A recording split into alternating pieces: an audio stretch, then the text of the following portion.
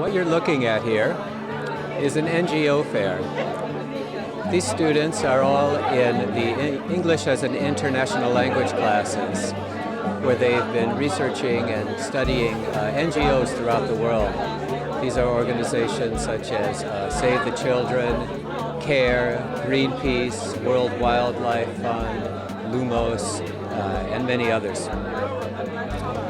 Now that they've completed their research, they've put together a presentation and a PowerPoint which allows them to explain and present their organizations to visiting students here at this NGO fair.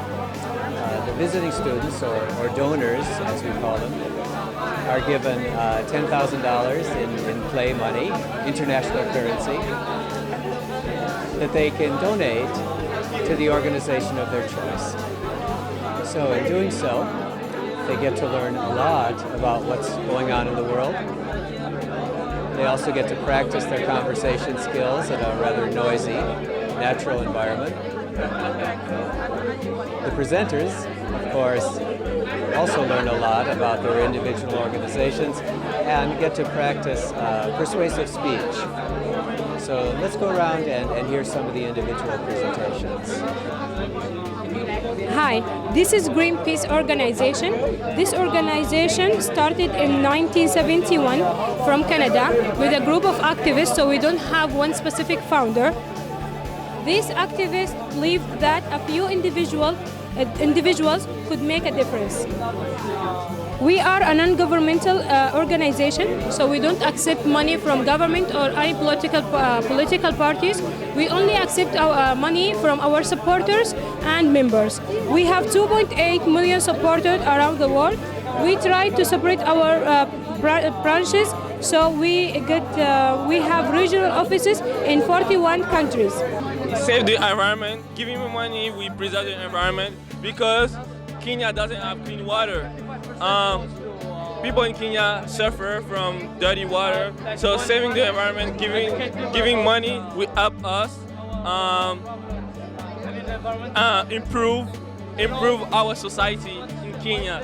And we planning to expand our project to all over Africa, and we need donation from you to help us create this project. Yes.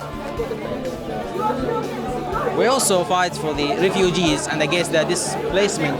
Now we need in Syria. We're talking about many regions, many cases in Africa. We also fight for the sexual and reproductive rights of women. We're talking about also here about the teen pregnancy now in Syria and many parts of Asia. Our organization is an independent organization. We need your help to progress in that path, to be independent. We're not paid from any religious group or ethnic groups, so we need your help to progress in that path. My organization is Hafar International Organization, which is a non-profit organization. We have a mission about how we teach people to get the food rather than giving them food for a day. Can you imagine that around the world there are around 8 million children who are separated from their families, are living in institutions. But these institutions usually don't care about these children. They neglect the health care, the education, their needs.